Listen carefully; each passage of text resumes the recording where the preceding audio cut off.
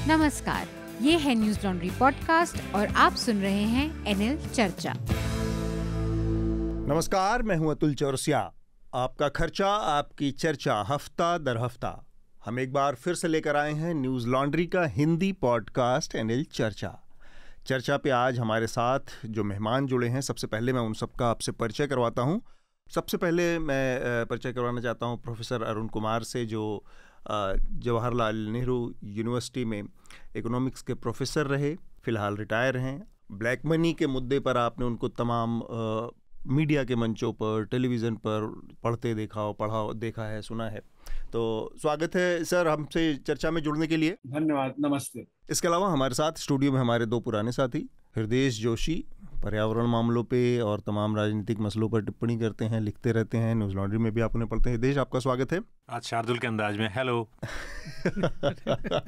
और मैं अब इसके बाद फिर मैं चाहूँगा कि जो शार्दुल हमारे साथी हैं उनको मैं इंट्रोड्यूस कराऊँ, तो उनकी प्रतिक्रिया जो है वो हृदय जी के अंदाज में आए। वनक्कम। तो काफ़ी सारी चीज़ें हैं इस हफ्ते बातचीत करने के लिए। हमारे साथ प्रोफेसर अरुण कुमार हैं। दो ख़ास मुद्दे हैं जिन पर हम उनसे बातचीत करना चाहेंगे। एक तो जो पब्लिक हेल्थ के ऊपर सरकारी खर्च है, जो एक्सपेंडिचर है, उसमें गिरावट का मसला है और एक बड़ा मुद्दा है, क्योंकि इसका लेना देना बहुत सारी चीज़ों से है। हेल्थ का जो खर्च है, तो हम उसके तमाम पहलुओं को समझने और उस पर बात करने की कोशिश करेंगे, प्रोफेसर साहब से भी जानेंगे। और इसके अलावा दूसरा मुद्दा भी अर्थशास्त्र से ही जुड़ा है, जो कि मसला है कि किस तरह से जो हमारा रिटेल की जो मुद्रास्फीति है, जो महंगाई की दर है खुदरा, वो किस तरह से फिर बढ़ती जा रही है लगातार, और उसके क्या नतीजे हो सकते हैं, उसके क्या परिणाम हो सकते हैं, ये तमाम है। एक जानकारी जल्दी से मैं अपने जो श्रोता हैं उनको दे दूं। लीगल मोर्चे पर आपको पता है कि बहुत सारी ऐसी चीज़ें हैं जो न्यूज़ लॉन्ड्री की पत्रकारिता है, उसकी वजह से हमारे ऊपर बहुत सारे अलग अलग जगहों पे कानूनी मामले कुछ सरकार की तरफ से दर्ज हैं, कुछ प्रशासन की तरफ से आए हैं। तो उन सब से भी मुठभेड़ चल रही है, साथ साथ पत्रकारिता के साथ साथ। तो हमारा एक लीगल फंड है जिसमें हम लोगों से हमने अपील की है कि वो हमारे इस कानूनी जो लड़ाई के जो खर्च है उसमें हमारा सहयोग करें। और अभी जो हमारा ये फ़ंड है उसमें 2,41,000 रुपये की कमी है। तो हमारे जो शुभचिंतक हैं, जो न्यूज़ लॉन्ड्री के समर्थक हैं, सब्सक्राइबर्स हैं, उनसे उम्मीद है कि वो हमारा इस अभियान में मदद करेंगे। जो विषय हैं उनके बारे में मैं चाहूँगा शार्दुल, सबसे पहले आप हमारे श्रोताओं को एक बार जानकारी दे दें और फिर हम इसको शुरू करते हैं। जी अतुल, पहली सुर्खी वाराणसी से। बनारस में ज्ञानवापी मस्जिद में जो पूजा का मामले की सुनवाई हो रही थी, तो बनारस की अदालत ने उस केस को सुनने लायक मान लिया है। अभी तक कंटेंशन यही था कि ये केस वैलिड भी है या नहीं, इसे सुना भी जा सकता है या नहीं, तो उसे सुनना मान लिया है। इस पर आज हम समय रहा तो बात करेंगे। दूसरी भयावह घटना उत्तर प्रदेश से आई। फिर से उत्तर प्रदेश के लखीमपुर खीरी में 2 दलित बहनों को पेड़ से लटका पाया गया। परिवार ने इसे हत्या बताया और फिर प्रारंभिक जांच में बलात्कार और हत्या की पुष्टि हुई। 6 लोग इसमें गिरफ्तार हो चुके हैं जी। तीसरी सुर्खी अर्थव्यवस्था से। हाल ही में जारी हुए आंकड़ों में 3 महीने तक गिरने के बाद मुद्रास्फीति की दर, महंगाई फिर से बढ़कर 7% पर आ गई है। हमारे साथ प्रोफेसर अरुण कुमार हैं, उनसे हम आज इस विषय पर विस्तृत चर्चा करेंगे। सोमवार को जारी हुए आंकड़ों में अगली सुर्खी भी सरकार के खर्चे से ही रिलेटेड है। 2018-19 में सरकार का स्वास्थ्य खर्च, पब्लिक हेल्थ पर खर्च गिरकर जीडीपी का 1.28% रह गया। 2017-18 में ये 1.35% था, जो कि एक चिंताजनक बात है, क्योंकि भारत की जनसंख्या बढ़ रही है, जीडीपी भी, हालांकि अर्थव्यवस्था बहुत अच्छी नहीं चल रही, लेकिन स्वास्थ्य में इनपुट जरूरी है और वो गिर रहा है। अगली सुर्खी है सीएए से रिलेटेड। सुप्रीम कोर्ट ने जो सीएए के खिलाफ याचिकाएं दायर हो रही हैं, उन पर केंद्र सरकार का जवाब मांगा है। कोर्ट ने कहा कि केंद्र सरकार 4 हफ्ते के भीतर अपना जवाब दाखिल करे। 5वीं सुर्खी गुजरात से। आईपीएस ऑफिसर सतीश वर्मा, जिन्होंने इशरत जहां फेक एनकाउंटर केस की जांच की थी, उन्हें सर्विस से डिसमिस कर दिया गया है। ये बड़ी विचित्र चीज़ है, क्योंकि सतीश वर्मा जो आईपीएस हैं वो इसरत जहाँ के मामले में उन्होंने हाई कोर्ट के द्वारा जो अपॉइंट कमेटी थी, जांच कमेटी थी, उसको हेड कर रहे थे। और डिसमिसल का मतलब ये है कि उनको जो पोस्ट रिटायरमेंट सारी जो उनको मिलने वाले उनको पर्क्स थे, वो सारे रुक जाएंगे, पेंशन रुक जाएगी, और ये वो अभी रिटायर हो रहे थे। हाँ, बस 1 महीने बाद उनका रिटायरमेंट था। अच्छा, उनको डिसमिस करने का ऑर्डर भी दिल्ली हाई कोर्ट का है, वो अब सुप्रीम कोर्ट गए हैं। सुप्रीम कोर्ट में अपील उन्होंने अपील की है इसकी। एक कॉमेडी की जगत से सुर्खी, हाल ही में कुणाल कामरा का शो गुड़गांव में कैंसिल कर दिया गया, क्योंकि उनके खिलाफ था कि उन्होंने हिंदू देवी देवताओं के खिलाफ कुछ टिप्पणियां की थी जी। तो उन्होंने विश्व हिंदू परिषद को कहा है कि वो बताएं कि उन्होंने ऐसा कब किया, और वो केवल सरकारों के खिलाफ बोलते हैं, धर्म और पंथ और पूजा पद्धति में वो नहीं बढ़ते। ठीक बात।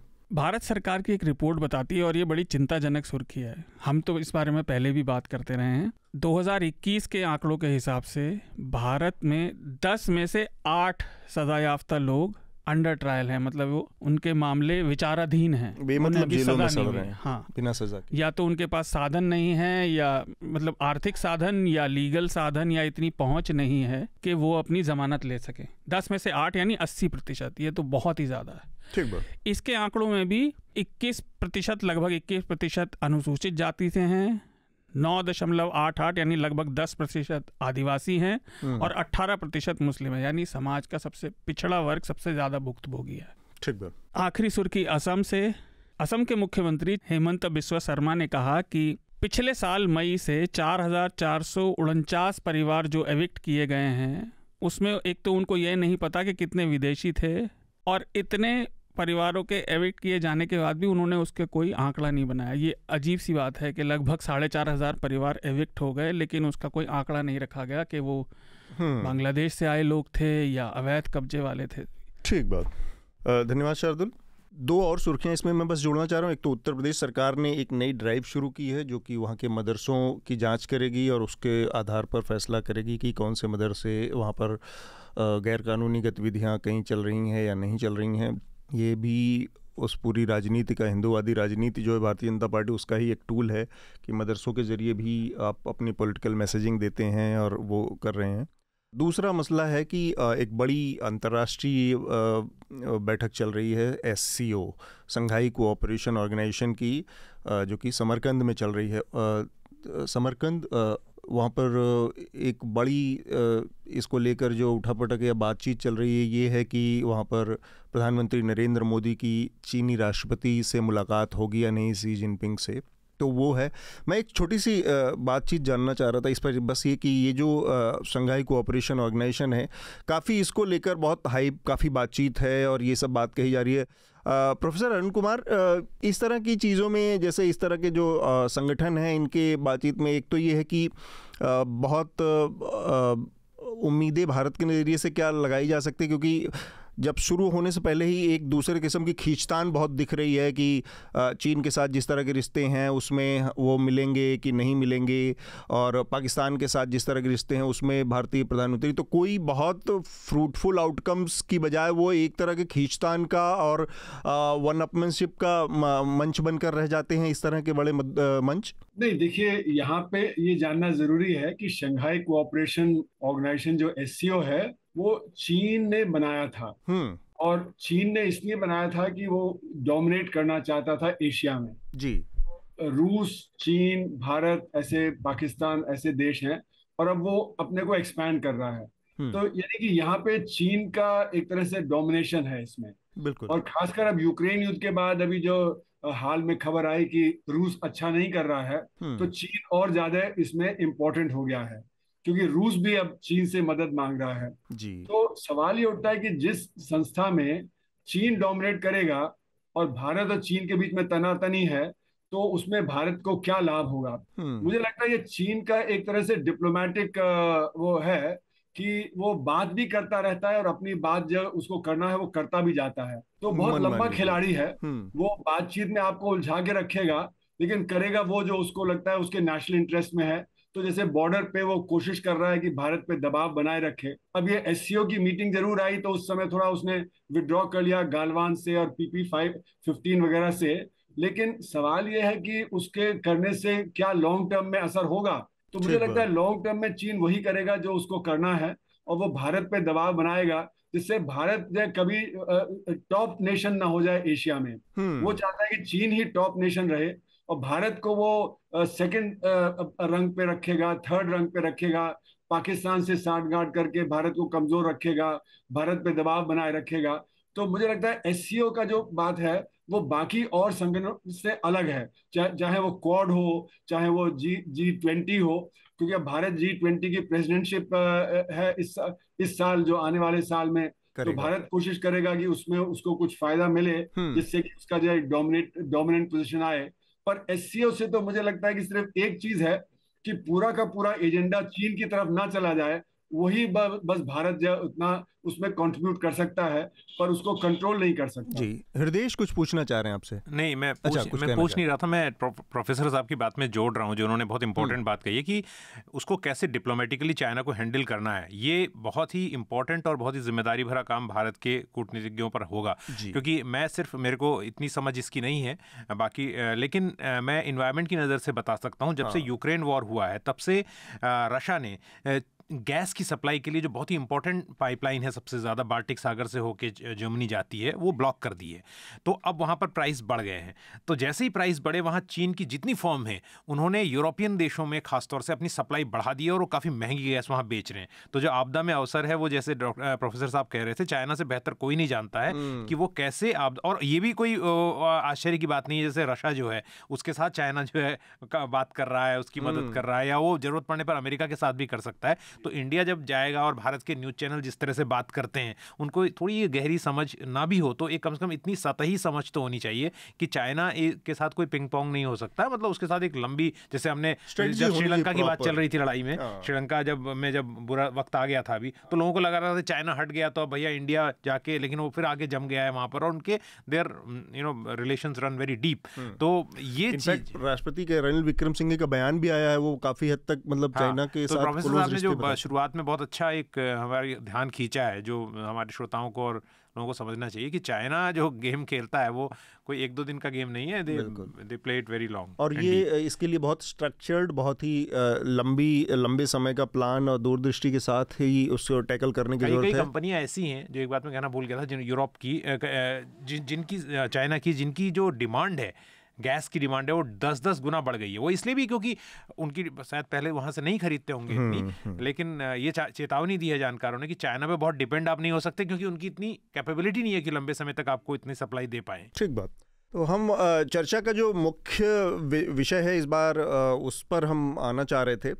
मैं चाह रहा हूँ कि सबसे पहले जो हेल्थ एक्सपेंडिचर है भारत सरकार का, जो स्वास्थ्य के मद में जो खर्च है उसमें जो गिरावट आई है उस पर बात करें। और जानकारी के लिए थोड़ा सा मैं बता दूं कि जो 17-18 का जो वित्त वर्ष था उसमें भारत सरकार 1.35% अपने जीडीपी का खर्च कर रही थी, और जो कि 18-19 में 1.28% हो गया गिरकर।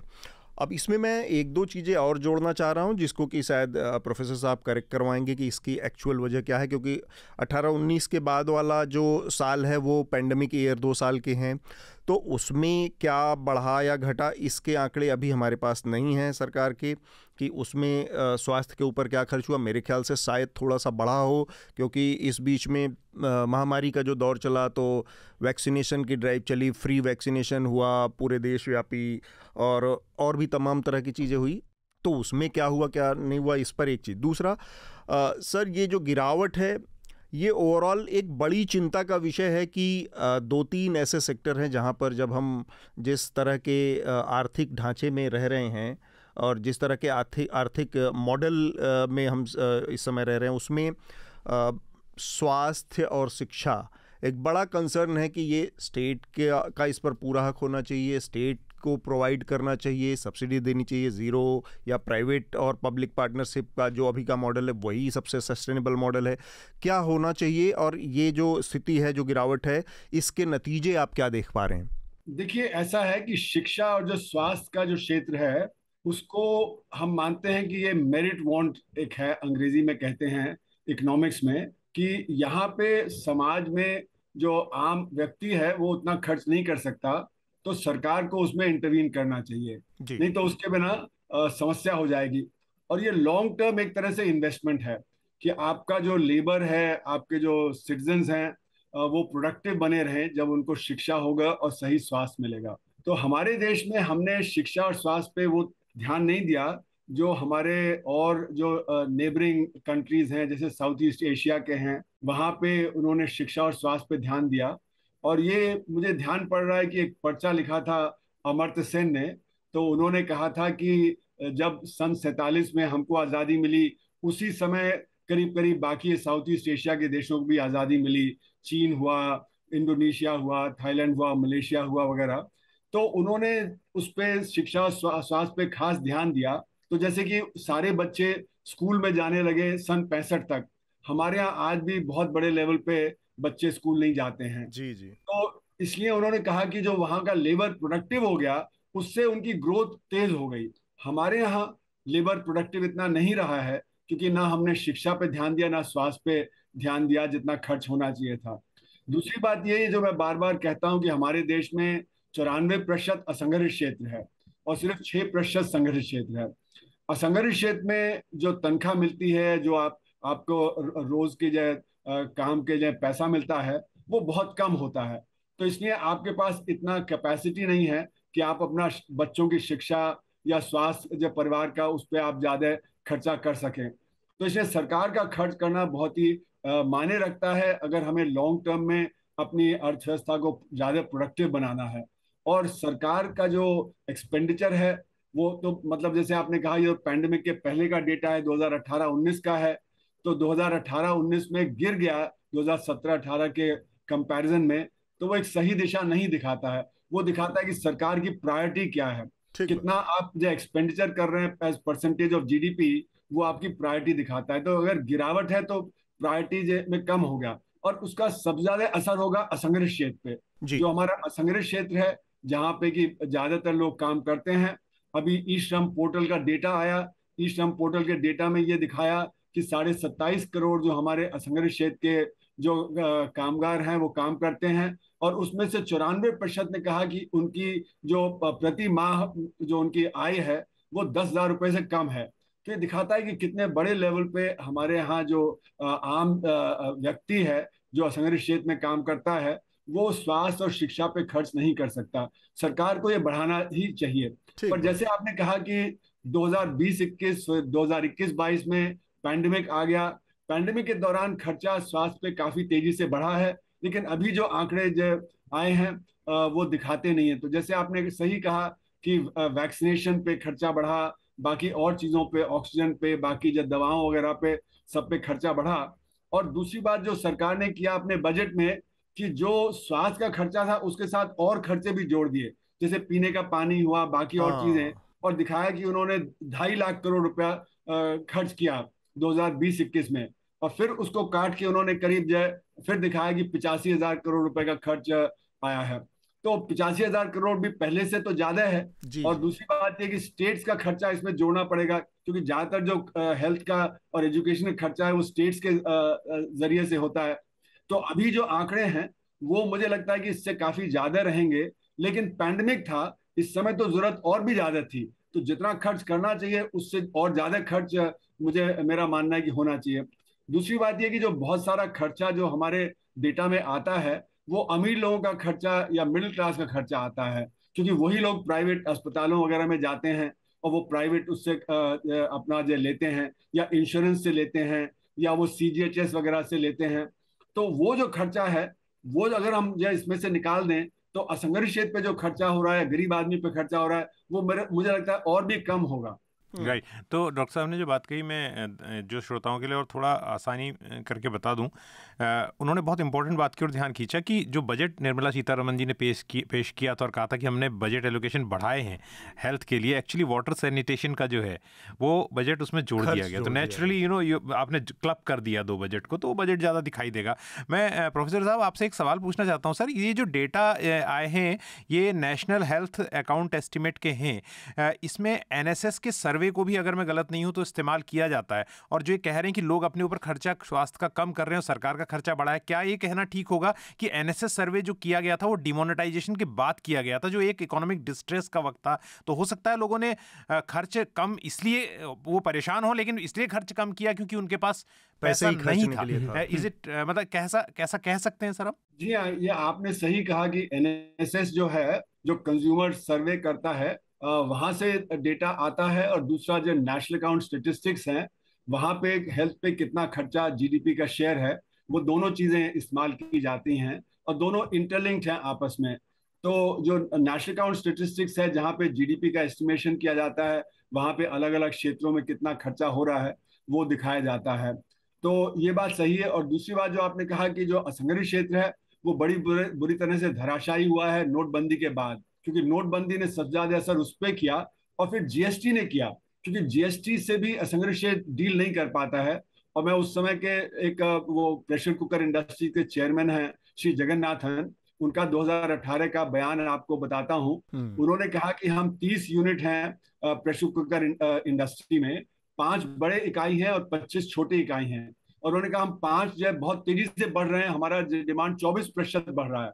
और फिर अगले सेंटेंस में उन्होंने कहा वो वजह यह है कि जो 25 असंगठित क्षेत्र के यूनिट्स हैं वो इससे जीएसटी से कोप नहीं कर पा रहे हैं, इसलिए डिमांड हमारी तरफ शिफ्ट हो गई है। इस तरह की खबर आपको सब जगह से आ रही है, जैसे कि ई कॉमर्स में बहुत ज्यादा डिमांड बढ़ रही है, वो 30-40% बढ़ रहा है। तो किसके उस पर बढ़ रहा है? जो हमारा जो बगल में जो हमारा नेबरिंग स्टोर है, नेबरिंग स्टोर से डिमांड कम हो रही है और वो डिमांड इधर जा रही है। हिंदुस्तान यूनिलीवर की रिपोर्ट जून में आई, उसमें बताया कि हमारा मार्केट शेयर बढ़ रहा है क्योंकि छोटी इकाइयां डील नहीं कर पा रही हैं। तो बहुत बड़े लेवल पे हमारी जो डिमांड है वो असंगठित क्षेत्र से संगठित क्षेत्र में शिफ्ट कर गई है 2016-17 के बाद। और जो असंगठित क्षेत्र पिट रहा है तो वहां पे लोगों के पास पैसा नहीं है। आपने देखा पैंडेमिक के दौरान डॉक्टर उपलब्ध नहीं था, अस्पताल नहीं था, बाकी फैसिलिटी नहीं थी, खासकर टियर 2 टियर 3 टाउन्स में और जो गांव है वहां पे। तो बहुत सारे लोग मर गए, वो इलाज नहीं करा पाए। अगर वो इलाज करा पाते होते तो खर्चा जब कुछ करते तो ज्यादा होता। एक दूसरी चीज जो मैं जोड़ना चाहता हूँ इसमें, कि जो हमारा अमीर तबका है वो तो अब विदेश जाता है अपना इलाज कराने, वो खर्चा मुझे लगता है कि इसमें आता ही नहीं, और सबसे ज्यादा खर्चा तो उसी का होता था। तो अगर वो खर्चा जब अब हमारे डेटा में नहीं आ रहा है तो इसलिए हमारे आंकड़े वो पहले के कंपैरिजन में सही नहीं निकलेंगे। तो आंकड़ों की सैंक्टिटी पर भी एक सवाल जैसा है, ये इसलिए भी महत्वपूर्ण है जिस विषय पर हम बात कर रहे हैं, क्योंकि एक बात मेरे ख्याल से 2-3 हफ्ते 4 हफ्ते पहले हृदेश ही यहीं पे आप जिक्र कर रहे थे कि ये जो खर्च है इसको अक्सर लोग बहुत सतही तरीके से देखते हैं। मसलन पार्लियामेंट में एक मंत्री जी ने जैसे जो फूड ग्रेन का मसला था तो उस पर कह दिया था कि ये मुफ्त का जो दे रहे हैं, फ्री का जो दे रहे हैं उस पर धन्यवाद देना बनता है। तो ये जो इन्वेस्टमेंट सरकार करती है अपने नागरिकों के ऊपर, वो उसको और थोड़ा सरल तरीके से समझने की ज़रूरत है कि ये जो इन्वेस्टमेंट हो रहा है ये इसका रिटर्न किसको मिलता है, और रिटर्न इसी सरकार को मिलता है, इसके ज़रिए इस देश को मिलता है, इस देश के संसाधनों को या जो इंफ्रास्ट्रक्चर है उसको मिलता है। किसी को लूले लंगड़े, कमज़ोर, बीमार और इस तरह के कृषकाय मैन पावर से किसी को कोई फ़ायदा नहीं होने वाला है। तो उसकी सुरक्षा की, उसके स्वास्थ्य की और उसके शिक्षा की, ये तीनों में इन्वेस्टमेंट सरकारों की जिम्मेदारी इसलिए भी बनती है कि वो ही मैन पावर है जो फिर बाद में रिटर्न देता है इस देश को, चाहे मजबूत हो या जिस भी रूप में आगे सामने आएगा भविष्य में। तो इसलिए ये स्वास्थ्य में और इसलिए ये जो शिक्षा के क्षेत्र में जो इन्वेस्टमेंट है इसमें घटाव या बढ़ाव के बारे में हमें बात करनी चाहिए, इस पर बारीक नज़र रखना चाहिए। हृदेश कुछ और जोड़ना चाह रहे हैं? प्राइवेट प्लेयर्स को और खासतौर से इंश्योरेंस बेस्ड जो हेल्थ सिस्टम है उसको सरकार बढ़ा रही है, और बड़े बड़े न्यूज़ चैनल जो सोशली लिबरल हैं या अखबार, वो भी इसको आगे बढ़ाते हैं। वो इकोनॉमिकली ऐसे ही बात करते हैं जैसे फ्री मार्केट टाइप, जो फ्री मार्केट की बात करते हैं। लेकिन उनको समझना चाहिए सरकार जो इन्वेस्टमेंट कर रही है वो आपके ह्यूमन रिसोर्सेज पे कर रही है। अपने बच्चों को अगर स्कूल में अंडा दे रहे हैं या खाना दे रहे हैं तो इसलिए क्योंकि वो बीमार न पड़े और वो स्वस्थ हों, उनको बीमारियां न हो। दूसरी बात ये है कि वो कभी अमेरिका का जिक्र करते हैं जहां आउट ऑफ पॉकेट बहुत ज़्यादा खर्चा है, इंश्योरेंस कंपनियां वहाँ हावी हैं बिल्कुल, लेकिन वो यूरोप के उदाहरण नहीं देते। छोटे छोटे देश, फिनलैंड है एक छोटा सा देश है, लेकिन वहाँ पर इतनी बढ़िया सुविधाएं हैं कि प्राइवेट सेक्टर आता ही नहीं है। अगर मैं एहतियात के साथ बोल रहा हूँ, शायद वो बैन है लेकिन मैं एहतियात के साथ कह रहा हूँ, प्राइवेट सेक्टर आता ही नहीं है। तो ये स्थिति है, तो वो उदाहरण नहीं देते। कम से कम उस तबके के लिए सुनिश्चित करना चाहिए कि आप कोई इंश्योरेंस कार्ड आधारित स्कीम लेके आ जाते हैं, वो उसके लिए, क्योंकि जब डॉक्टर नहीं है गाँव में, अस्पताल, नर्स नहीं है, कार्ड किसका कितना, हाँ, ऑक्सीजन नहीं मिल रही, तो फिर कार्ड लेके वो क्या करेगा? तो ये मानसिकता से भी निकलने की जरूरत। देखिए, अधिकतर बात आप लोगों ने कर दी, लेकिन एक चीज़ मैं पढ़ रहा था जब हम ये थे, इसके बारे में पढ़ रहा था, तो अजीब सी थी कि जो सरकार की 2017 में आई राष्ट्रीय स्वास्थ्य नीति है, उसके हिसाब से उन्होंने कहा है कि 2025 तक वो इसे जीडीपी का 2.5% बढ़ाना चाहते हैं, जबकि अभी इतना कम है और गिर रहा। दूसरी बात ये कि जैसा आप लोगों ने कहा, इसको पता नहीं क्यों हमारे यहाँ कम से कम जितने कमेंटेटर हैं सरकार की तरफ से, वो सब इसे प्राइवेट की तरफ क्यों धकेल रहे हैं? देखिए, सरकार और बहुत सारे लोग हमेशा ये कहते हैं कि भाई हम भारत सबसे युवा देश है, लेकिन अगर हमने स्वास्थ्य में और शिक्षा में, शिक्षा की तो हम अभी बात भी नहीं कर रहे, हम स्वास्थ्य की कर रहे हैं, स्वास्थ्य में अगर नहीं किया तो 1.5 से 2 दशक बाद ये पॉपुलेशन बूढ़ी होगी, इसका मेजर पॉपुलेशन, और उसके पास संसाधन नहीं होंगे और ना स्वास्थ्य सेवाएं होंगी। बेसिक स्वास्थ्य सेवाएं, हर देश जो विकासशील सीढ़ियों पर आगे बढ़ रहा है विकसित की तरफ, वो हमेशा स्वास्थ्य और शिक्षा पे ध्यान देता है। तो हमारी सरकार की ये जो ऐतिहासिक लापरवाही रही है, इसे ठीक करना जरूरी है। एक चीज़ और, इस आंकड़े में अगर आप देखें तो अरुणाचल प्रदेश में, अगर हम राज्यवार देखें, अरुणाचल प्रदेश ने सबसे ज़्यादा खर्चा किया अपने जीडीपी का 4.5%, और सबसे कम किया हरियाणा, कर्नाटक, महाराष्ट्र और तेलंगाना, जो कि एक तरह से पावरफुल स्टेट जो अमीर भी हैं। महाराष्ट्र और तेलंगाना तो अमीर भी हैं, 0.7% अपने जीडीपी का, जो बहुत ही गिरा हुआ, और इन राज्यों की जनसंख्या भी ज्यादा है। तो भले ही हमें आंकड़े कंपेरेबल लग जाएं किसी को या बताने लायक, आप देखिए पॉपुलेशन बेहतरी में कम है और कहीं ज्यादा पॉपुलेशन अफेक्टेड है मिसमैनेजमेंट से। एक चीज और ये मैं व्यक्तिगत अनुभव से बता रहा हूँ क्योंकि मेरे परिवार में बहुत सारे डॉक्टर हैं। प्रॉब्लम बड़े अस्पतालों की नहीं है, और हमारी सरकारें बड़े अस्पतालों की तरफ बड़े चाव से रहती है, नए एम्स बना देंगे या नया ये कर देंगे। दिक्कत है लास्ट माइल तक प्राथमिक स्वास्थ्य केंद्र की, प्राइमरी हेल्थ और डॉक्टरों की, क्योंकि आप देखिए स्पेशलिस्ट का चाव सबको होता है, लेकिन स्पेशलिस्ट की ज़रूरत तब पड़ती है जब आपको रेफ़र किया जाए। जैसे एनएचएस का बहुत अच्छा उदाहरण है, उन्होंने बहुत अच्छे से किया है अंग्रेज़ों ने ब्रिटेन में। प्राइमरी फिजिशियन अवेलेबल नहीं है और डॉक्टर की संख्या बहुत कम है, और सरकारी मेडिकल कॉलेज कम होते जा रहे हैं। उस अनुपात में जिसमें हमारी जनसंख्या बढ़ी, जिसमें स्वास्थ्य की ज़रूरतें बढ़ी, सरकारी कॉलेज नहीं बढ़े। क्योंकि अतुल और मैं किसी दूसरे विषय पर ये बात कर रहे थे, ये ऐसी चीज़ें हैं जिसमें प्राइवेट इतना इन्वेस्ट नहीं करेगा क्योंकि उसे मुनाफा नहीं होगा।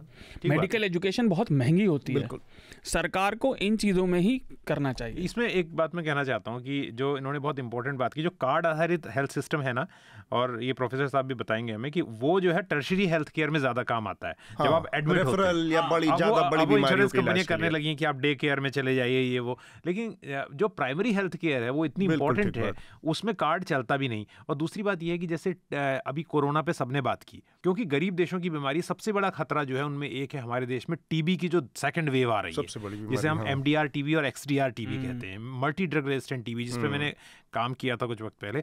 उसमें एक्सडीआर टीबी में 80% डेथ रेट है, 10 में से 8 लोग मर जाते हैं, और उसको क्योर, हाँ, और उसका इलाज नहीं है, मतलब उसका इलाज का मतलब बहुत महंगा इलाज है और बहुत खतरनाक इलाज है, प्रामाणिक इलाज, उसमें बहरे हो जाएंगे आप, या बहुत बड़ा कोई साइड इफेक्ट उसमें हो जाएगा एक्सडीआर टीबी में, और उसके लिए पेटेंट दवाओं का जो है वो एक रास्ते में आड़े आ रहा है, और उस पे काम जो करना है। प्रधानमंत्री ने खुद कहा है अपने भाषण में उस वक्त जब मैं स्टोरी के साथ 2025 तक उन्होंने कहा है कि टीबी मुक्त करेंगे, लेकिन वो इतना बड़ा संकट है और गरीब देशों की बीमारी है, इसलिए उसके बारे में बात भी नहीं होती, कोरोना से कहीं गुना ज्यादा।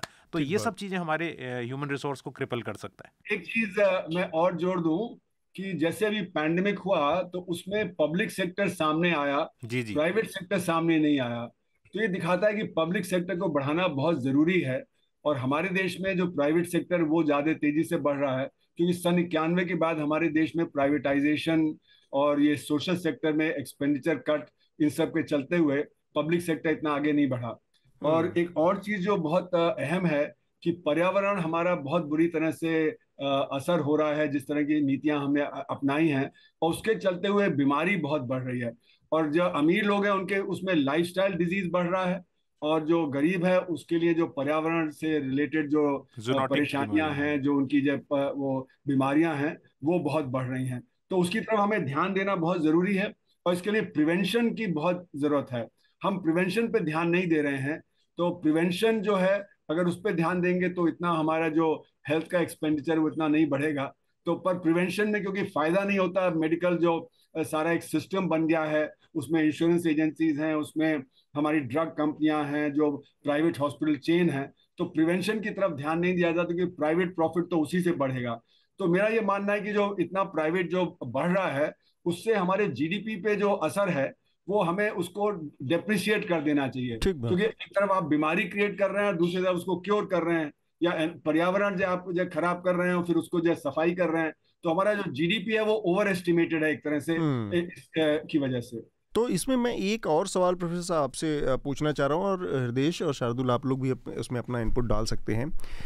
मैं ये जानना चाह रहा हूँ कि कमोबेश एक मॉडल पे दुनिया का एक बड़ा हिस्सा इस समय काम कर रहा है जिसको हम कैपिटलिज्म या market, open market, free market economy कहते हैं, समझते हैं। भारत के संदर्भ में अगर हम देखें तो हृदेश ने जैसे कुछ यूरोपियन कंट्रीज़ का जिक्र किया, लेकिन भारत के संदर्भ में वो भी एक बहुत सटीक मॉडल नहीं हो सकता, क्योंकि एक छोटी पॉपुलेशन है, कंपैरेटिवली बहुत साफ़ सुथरा इन्वायरमेंट है, या उस तरह का जो बहुत डिसीज़ प्रोन इन्वायरमेंट नहीं है इंडिया के मुकाबले या गर्म क्षेत्रों के मुकाबले। तो कोई ऐसा मॉडल इसके अलावा है क्या, या जैसे चाइना का है, क्या चाइना के में हेल्थ सिस्टम ऐसा है या एजुकेशन सिस्टम ऐसा है जिसको मॉडल के तौर पर देखा जा सके, क्योंकि हमारी आबादी कमोबेश उनकी आबादी जितनी है, एक तरह के करीब करीब कल्चरली वो हैं, तो लोग फेस कर रहे हैं समस्याएं। क्या कोई ऐसा मॉडल है और जिसको कि भारत ऑल्टरनेट के तौर पर देख सकता है? क्योंकि ये मॉडल में तो पिछले 30 सालों में, जैसा आप ही ने कहा, कि लगातार एक अंतर बढ़ता गया है और प्राइमरी हेल्थ और एजुकेशन लोगों से दूर होता जा रहा है, कम से कम गरीब तबके से, जो कि बड़ा हिस्सा है। देखिए, ऐसा है कि हमारे देश में दो समस्याएं हैं। हमें किसी के मॉडल को कॉपी करने की जरूरत नहीं है जी। हमारा अपना मॉडल खुद हो सकता है जिसमें हम स्वास्थ्य पे और शिक्षा पे ज्यादा ध्यान दें, और उसके लिए जो साधन है, देखिए साधन कम करने की वजह ये हुई कि सन 91 में हमने अपने डायरेक्ट टैक्स रेट कम कर दिए, हमारी जो काले धन की अर्थव्यवस्था है वो बढ़ती चली गई। तो मेरे अनुमान से अगर हमारा जो देखें तो डायरेक्ट टैक्स कलेक्शन जो है वो दुनिया में बहुत न्यूनतम है, इस समय 6% जीडीपी का है, जबकि बहुत सारे डेवलपिंग कंट्रीज में भी वो 9-10% होता है, एडवांस कंट्रीज में वो 20-24% होता है। तो अगर हम डायरेक्ट टैक्स कलेक्शन अपना बढ़ा सकते होते तो इन पे एलोकेशन भी ज्यादा कर सकते थे। अभी बात ये उठती है कि हमारा तो डेफिसिट है, जब डेफिसिट है तो हमको तो जब खर्चा कम करना है तो सबसे पहले खर्चा हम कहाँ कम करते हैं? सोशल सेक्टर एक्सपेंडिचर पे, एजुकेशन पे, हेल्थ पे, ड्रिंकिंग वाटर पे, चाइल्ड वेलफेयर वगैरह पे, इन्हीं चीजों पे सबसे पहले कम किया जाता है खर्चा। और दूसरी तरफ हमारा डेफिसिट जो ज्यादा होता था तो इसलिए हमने बोरोइंग बहुत की। तो सबसे बड़ा जो आइटम हमारे बजट में होता है, रेवेन्यू आइटम, वो होता है इंटरेस्ट पेमेंट। तो एक तरफ से आप पैसा बोरो कर रहे हैं, दूसरी तरफ से आप इंटरेस्ट पे कर रहे हैं, तो हमारा और कम हो जाता है। काले धन की अर्थव्यवस्था के चलते जो मेरे अनुमान से 2012-13 में 60% हो गया था जीडीपी का, अगर वो टैक्स नेट में आता तो हमें 24% अतिरिक्त टैक्स जीडीपी रेशियो मिलता। 24% अतिरिक्त मिलता तो हम अपना जो हेल्थ का खर्चा है वो 5% जीडीपी का कर सकते थे, और जो एजुकेशन का खर्चा है जो 4% से ज्यादा नहीं जाता वो हम 10% ले जा सकते थे। तो मलेशिया वगैरह ने यही किया था कि उन्होंने शिक्षा पे 10% जीडीपी का खर्च करना शुरू कर दिया, स्वास्थ्य पे उन्होंने ज्यादा खर्च करना शुरू कर दिया। तो वो जो है वो हमारी प्रायोरिटी दिखाता है कि हमारी प्रायोरिटी क्या है। हमारे देश में फ्यूडलिज्म कूट कूट के भरा हुआ है। जो आप सुटेबल बॉय देखें तो उसमें कांग्रेस की जो पॉलिटिक्स थी सन 50 के दशक में, तो कहते थे गरीब को पढ़ाना नहीं चाहिए। और ये मैंने देखा जब मैं होशंगाबाद में रूरल डेवलपमेंट कर रहा था 77 में, तो वहां का जो लैंडलॉर्ड था वो हमें कहता था कि अगर आप बच्चों को पढ़ा देंगे, इन बच्चों को, गरीब बच्चों को, तो मेरा गड़रिये का काम कौन करेगा मुफ्त में? तो मजदूरी कौन करेगा उनके? तो हमारे यहाँ जो जो जो लीडरशिप है वो बहुत फ्यूडल रही है, और उसकी जो प्रायोरिटी गरीब लोगों को हेल्थ और एजुकेशन में नहीं रही है। और इसलिए मेरा ये मानना है कि हमारा जो माइंडसेट चेंज होना चाहिए। माइंडसेट जब बदलेगा कि हमें शिक्षा और स्वास्थ्य पे ज्यादा तवज्जो देनी है तो हम ये करेंगे, हमें कहीं से मॉडल लेने की जरूरत नहीं है। और हाँ, ये जरूरत है कि कैपिटलिज्म जो मॉडल है उसमें जो प्राइवेटाइजेशन का दौर चला है 1990 के बाद, जब से सोवियत यूनियन का कोलैप्स हुआ है, तो उसके चलते हुए प्राइवेटाइजेशन अब एक अहम मुद्दा हो गया है, ना कि पब्लिक सेक्टर। तो पब्लिक सेक्टर रिट्रीट किया है, प्राइवेट सेक्टर आगे बढ़ा है। हमें पब्लिक सेक्टर पे दोबारा जो है वो ध्यान देना पड़ेगा, खासकर शिक्षा और स्वास्थ्य के क्षेत्र में और सोशल सेक्टर के क्षेत्रों में। तो आपने चाइना के मॉडल की बात की और पूछा कि क्या सीख सकते हैं। मैं तुरंत इसमें कोई बहुत विस्तृत टिप्पणी नहीं कर सकता, लेकिन अगेन एनवायरनमेंट की नज़र से बताता हूँ, एनवायरनमेंट का हेल्थ से बहुत बड़ा रिलेशन है। तो चाइना इस वक्त दुनिया में पोल्यूशन के मामले में और ग्लोबल वार्मिंग, कार्बन एमिशन के मामले में सबसे बड़ा ऑफेंडर है। ठीक है, उसके इमिशन अमेरिका के भी लगभग 1.5 गुना इमिशन उसके हैं, और अमेरिका और चाइना के मिला के 40% इमिशन से ज़्यादा बनते हैं। जी। तो अब लेकिन फिर भी जो चाइना के पावर प्लांट हैं, जैसे इंडिया SO2, हमने न्यूज़ लॉन्ड्री पे ये स्टोरी मैंने लिखी थी कि सल्फर डाइऑक्साइड का सबसे बड़ा उत्सर्जक जो है वो भारत है, हॉटस्पॉट यहाँ पर है, और वो सबसे खतरनाक बीमारी फैलाने वाली गैस है। चाइना ने इस गैस को शार्दुल रोकने के लिए जो FGD टेक्नोलॉजी है, फ्लू गैस डीसल्फराइजेशन, में ये नहीं कह रहा हूँ कि वो एब्सोल्यूट सबसे आदर्श टेक्नोलॉजी है, लेकिन उसने हमसे बहुत पहले के 1.5 दशक पहले लगा ली। उनकी हवा उस वक्त हमसे 70% ज़्यादा साफ थी, राइट। और हमारी सरकार खुद 2015 में सुप्रीम कोर्ट में कहे जाने के बावजूद बार बार कंपनियों के पक्ष में जाके खड़ी हो रही है, उनको मदद कर रही है, और अभी तक 2015 से हम 2022 में आगे, हमारे यहाँ FGD टेक्नोलॉजी नहीं लगी। हमारे बिजली घर अभी भी उसी तरह से SO2 गैस उगल रहे हैं, और बाकी गैसों का तो आपको मालूम ही है, चाहे वो जो लैंडसेट की रिपोर्ट हो, चाहे सोगा की रिपोर्ट हो, स्टेट ऑफ ग्लोबल अफेयर, और ये सब गोल्ड रेटेड होती हैं इनमें से ज़्यादातर रिपोर्ट्स। वो रिपोर्ट्स बता रही हैं कि 12 लाख से ज़्यादा लोग हिंदुस्तान में मर रहे हैं, चाइना में भी मर रहे हैं, लेकिन चाइना उसके लिए कुछ करता हुआ दिख रहा है। तो हम लोग को ये सोचना चाहिए कि हम ये जिस तरह से दिल्ली सरकार ने कहा ना कि हम क्या एक टावर लगा देंगे, एयर फिल्टर लगा, अरे सोर्स पे आप नहीं रोकोगे पोल्यूशन को, और आप एक कॉस्मेटिक टावर खड़ा करोगे, टावर के source your source is guzzling. वो है कि आप बीमारी को नहीं बस ये कह रहे हैं कि बीमारी जैसा कि दवा और खा लूंगा। इलेक्ट्रिक व्हीकल भी वही है, इलेक्ट्रिक पब्लिक ट्रांसपोर्ट हम नहीं लाएंगे, लेकिन इलेक्ट्रिक कारें लाएंगे। ये क्या तरीका है? मतलब हम फ्लाईओवर बनाएंगे लेकिन हम मेट्रो को नहीं बढ़ाएंगे। तो ये जो सोच ही है, जैसा डॉक्टर साहब कहते हैं, वो फ्लॉड सोच है, हमें अपना मॉडल बनाना होगा। ठीक बात। तो शार्दुल, आपको कुछ जोड़ना है?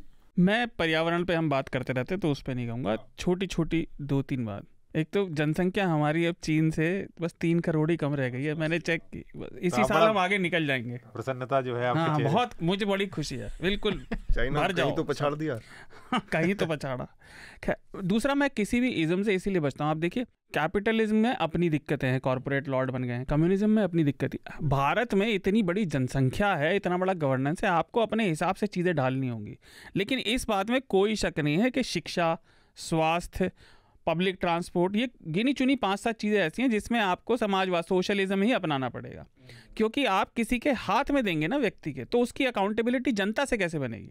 जब आप जनतंत्र चला रहे हैं तो उसकी अकाउंटेबिलिटी जनता के पास होनी चाहिए ना, हिसाब जनता के पास होनी चाहिए, पब्लिक डॉक्यूमेंट्स स्क्रूटनी के लिए। तीसरी चीज़, जैसा हृदय ने बताया, तो आप देखिए भारत की नीतियों में लगातार है। हमने पिछली बार बेंगलोर की बात करी थी, पब्लिक सीवेज, ड्रेनेज, सैनिटेशन, इन सब में मतलब एक वो बहुत पुरानी कहावत है, the more you sweat in peace the less you bleed in war. युद्ध की तैयारी में आप जितना समय बिताते हैं तो उतना युद्ध के मैदान में फिर युद्ध होने की संभावनाएं भी घटती हैं और आने वाली हार भी बचती है। हम उसी पे सोए जा रहे हैं। एक आखिरी बात स्वास्थ्य से रिलेटेड, बहुत छोटी सी, हम ये नहीं समझते कि अधिकतर बीमारियां, जैसा आपने कहा, अगर हम सिम्टम्स को सही समय पे पकड़कर, जो प्राथमिक है और जो सबसे ज़्यादा डॉक्टर्स भी शिकायत करते हैं जो इस तरह की पोस्टिंग पे जाते हैं, कि अगर अवेयरनेस बढ़ जाए लोगों के पास डॉक्टर्स के जाने का, मतलब लोग खुले हों, लोग आराम से डॉक्टर्स के पास जाएं, लोग उनके मन में कोई डर या शक ना हो, तो अधिकतर बीमारियां पहले पकड़ी जा सकती हैं। लोगों के मन में इतना ज़्यादा डर रहता है डॉक्टर के पास जाने का कि वो जाते नहीं हैं। और एक मेरा पर्सनल कंटेंशन पॉइंट है, भारत सरकार होम्योपैथी पे खर्च कर रही है। होम्योपैथी सालों पहले वैज्ञानिक तौर पे डिबंक हो चुकी है, जर्मनी से आई थी, जर्मनी ने इस्तेमाल करना बंद कर दिया है, लेकिन हम उसे अभी भी चला रहे हैं। अगला, उसके अलावा आयुर्वेद को आपने छोड़ा है, आयुर्वेद को छोड़ रखा है। आयुर्वेद बहुत कुछ चीजों में कामदार होता है, इन्फेक्शियस डिजीज में बिल्कुल काम नहीं आता वो। आलोक भाई, कह दो कि हम सोशलिज्म की बात नहीं कह रहे हैं, हम वेलफेयर कैपिटलिज्म की बात कर रहे हैं। जी। वो मतलब सोशलिज्म से कुछ लोगों को परहेज हो सकता है, और ये तो कैपिटलिज्म का एक हिस्सा रहा है कि वेलफेयर कैपिटलिज्म में मतलब समाज का वेलफेयर, और इसमें इसको बोला जाता है एक्सटर्नैलिटी। ये एक्सटर्नैलिटी होती है कि आपको उसका बेनिफिट, जितना आपने खर्च किया उससे कई गुना ज्यादा बेनिफिट मिलता है। तो ये कैपिटलिज्म का हिस्सा है। ठीक है। महंगाई, इसका इसी से जुड़ा एक और मुद्दा है सर। महंगाई की दर जो है वो लगातार, खुदरा महंगाई की दर फिर से बढ़ना शुरू हुई है। 3 महीने तक थोड़ी सी गिरावट का वो था, लेकिन अपर लिमिट से ऊपर चल रही है पिछले 7 महीनों से। तो ये जो इंडिकेटर है महंगाई बढ़ने का, इसको एक अक्सर बड़ा क्लीशे में इस्तेमाल किया जाता है कि महंगाई बहुत बढ़ गई है, महंगाई बहुत बढ़ गई है। और इन आंकड़ों से, नंबर से लोगों को समझाने की कोशिश की जाती है महंगाई पर हमेशा हर दौर में हमने देखा कि महंगाई एक बार बढ़ जाती है, फिर वो बढ़ जाती है, फिर वो उस समय का नॉर्म हो जाता है और उससे आगे ही जाती है, कभी महंगाई कम नहीं होती है। तो ये इसको मतलब कैसे समझा जाए आम आदमी के नज़रिए से कि ये जो महंगाई बढ़ रही है इसमें सरकार कर क्या सकती है? कभी ऐसा दौर कोई आया नहीं कि जब हम बढ़ी हुई महंगाई को वापस उल्टी दिशा में जाते देखें, या हम जो 80 के दशक में था वो 90 के दशक में नहीं था, जो 90 के दशक में था वो 2002 के दशक में नहीं था, और वो आज के दशक में नहीं है। डाटा सस्ता हो रहा है। हाँ, तो डाटा भी चूंकि अभी का फिनोमेना है तो नहीं पता कि आगे कैसा होगा, तो उसके लिए थोड़ा सा हमें इंतजार करना पड़ेगा। लेकिन बाकी चीज़ों के कंपेयर में देखें, कमोडिटी के कॉन्टेक्स्ट में देखें तो चीज़ें बढ़ती ही हैं। तो ये जो महंगाई का जो क्लीशे या ये जो शब्दावली है, जुमलेबाजी है, ये वास्तव में इसका कुछ मतलब इसमें कोई परिवर्तन या बदलाव या इसमें रिवर्स एक्शन हो सकता है, या फिर ये एक सच्चाई है और पॉलिटिकल क्लास केवल इसको अपने पॉलिटिकल माइलेज के लिए बस एक उसमें दिखाता रहता है? देखिए, हमको समझना पड़ेगा कि दो चीजें हैं अलग अलग। एक तो दाम यानी प्राइस, और एक इन्फ्लेशन यानी मुद्रास्फीति। जी। तो इन्फ्लेशन का मतलब है कि दाम किस रफ्तार से बढ़ रहे हैं। तो अगर इन्फ्लेशन का रेट कम हो गया तो इसका मतलब ये नहीं कि दाम जो गिर रहे हैं, उनके बढ़ने की रफ्तार, मतलब ये कि दाम कम बढ़ रहे हैं। तो यानी अगर पहले दाम 10% बढ़ रहे थे और अब 5% बढ़ रहे हैं तो दाम तो बढ़ ही रहे हैं, लेकिन फिर दर बहुत कम हो जाएगी। हम ये समझते हैं कि इन्फ्लेशन का रेट गिर गया है तो दाम गिर गए हैं। ये गलत धारणा है जी। जो हमको समझना चाहिए कि इन्फ्लेशन का रेट जब तक वो पॉजिटिव रहेगा तब तक दाम बढ़ रहे हैं। तो जैसे कि अगर आप एक बस में हैं और बस अपने गंतव्य तक पहुंच रहा है, बस स्टैंड तक, तो उसकी मतलब जो स्पीड कम हो रही है लेकिन बस तो आगे बढ़ रही है ना। अच्छा, दूसरी बात ये कि जब दाम बढ़ते हैं तो आपकी वो आमदनी के अनुपात में क्या है, मतलब कि आपकी आमदनी भी उसी रफ्तार से बढ़ रही है, तब तो दाम के बढ़ने का कोई उल्टा असर नहीं होगा। और अगर आपकी आमदनी नहीं बढ़ रही है तो इसको बोलते हैं कि आपकी रियल वेज गिर रही है, जो रियल अर्निंग है वो गिर रही है, क्योंकि दाम आपके ज्यादा बढ़ रहे हैं और आपकी तनख्वाह कम बढ़ रही है। तो जो संघर्ष क्षेत्र है उसमें तो कुछ हिसाब से आप देखें तो वहां पे एक डीए न्यूट्रलाइजेशन होता है, डीएनएस अलाउंस होता है, जो कि कहा जाता है कि दाम बढ़ने के साथ साथ आपकी तनख्वाह बढ़ रही है। लेकिन असंगठित क्षेत्र में तो ऐसा कुछ है नहीं। तो हमारे यहाँ तो 94% लोग असंगठित क्षेत्र में काम कर रहे हैं, तो सबसे बुरा असर हमारे असंगठित क्षेत्र पे पड़ता है वहां पे, क्योंकि आमदनी इतनी आसानी से बढ़ती नहीं है, उसके लिए असंगठित है तो उसका कोई जो मतलब वो बार्गेन नहीं कर पाता है। तो जो 94% है उनका जो रियल स्टैंडर्ड ऑफ लिविंग है वो गिरता जाता है जैसे जैसे दाम बढ़ते हैं। तो संगठित क्षेत्र है, हो सकता है वहां पे हो। इसका फायदा किसको मिलता है? बिजनेस को। बिजनेस का क्या है कि उसका प्रॉफिट बढ़ जाता है। आपने देखा कि अभी पैंडेमिक के दौरान जो हमारा कॉर्पोरेट सेक्टर है उसका प्रॉफिट आरबीआई के आंकड़ों के मुताबिक 20% 24% बढ़ रहा है, बहुत तेजी से। यानी कि उनका प्रॉफिट बढ़ रहा है, बाकी समाज में जो आमदनी गिरावट में है क्योंकि जो नौकरियां कम हो गई, जो आमदनी कम हो गई वगैरह वगैरह। तो जो असंगठित क्षेत्र है उसके ऊपर दोहरी मार पड़ी है कि एक तरफ नौकरी कम हो गई, आमदनी कम हो गई, दूसरी तरफ दाम बढ़ रहे हैं। तो मेरा मानना है कि जो दाम बढ़ने के कारण इस समय क्या है उस पर हमें ध्यान देना चाहिए। एक तो हमारा इनडायरेक्ट टैक्स हाई है, हमने जो फ्यूल है उस पर इनडायरेक्ट टैक्स बढ़ा दिया, बाहर जो दाम थे वो बढ़ गए हैं, सप्लाई बॉटलनेक बाहर भी है हमारे देश में भी है, क्योंकि बहुत सारी छोटी इकाइयां बंद हो गई तो सप्लाई बॉटलनेक हो गए, विदेशों में हो गया, उससे हमारे मेटल्स और जो बाहर जो और जो सामान आता था, चीन में इतना बड़ा लॉकडाउन हुआ, वहां से जो सामान आता था उसमें कमी हुई, तो सप्लाई बॉटलनेक, तो इससे दुनिया भर में हमारे कमोडिटीज के प्राइसेस और ये सब जो बढ़े, हमारे देश में भी बढ़े। तीसरी बात यह है कि हमारे जो कॉर्पोरेट सेक्टर है उसकी प्राइसिंग पावर बढ़ गई, क्योंकि डिमांड शिफ्ट कर गई असंगठित क्षेत्र से संगठित क्षेत्र में, तो उन्होंने दाम बढ़ा दिए। तो ये चार कारण है कि तो टैक्सेशन है, इनडायरेक्ट टैक्सेशन है, दूसरा विंडफॉल प्रॉफिट है हमारे कॉर्पोरेट सेक्टर का, ऑयल कंपनियों वगैरह का है, और सप्लाई बॉटलनेक है। इन सब चीजों पे अगर हम एक्ट करेंगे तो हम अपने दामों को कुछ हद तक कंट्रोल कर पाएंगे। सर, ये विषय थोड़ा गंभीर है और हम न्यूज़ लॉन्ड्री के चर्चा कार्यक्रम में थोड़ा हंसी मजाक करके उसे थोड़ा हल्का बनाने की भी कोशिश करते हैं ताकि आम आदमी भी समझे।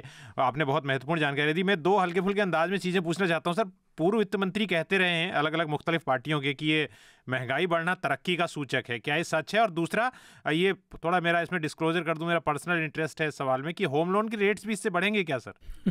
मेरा भी है सवाल ये, सभी का है।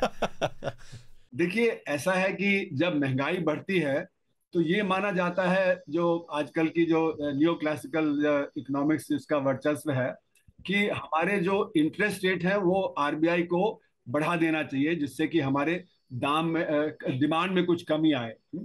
पर लेकिन ये तो एक काउंटर प्रोडक्टिव है, क्योंकि वैसी अर्थव्यवस्था ज्यादा नहीं बढ़ रही है, और फिर आप जब इंटरेस्ट रेट बढ़ाएंगे तो उससे तो दाम इतने कम नहीं होंगे जितना कि अर्थव्यवस्था में गिरावट आएगी, लोगों की आमदनी पे असर पड़ेगा।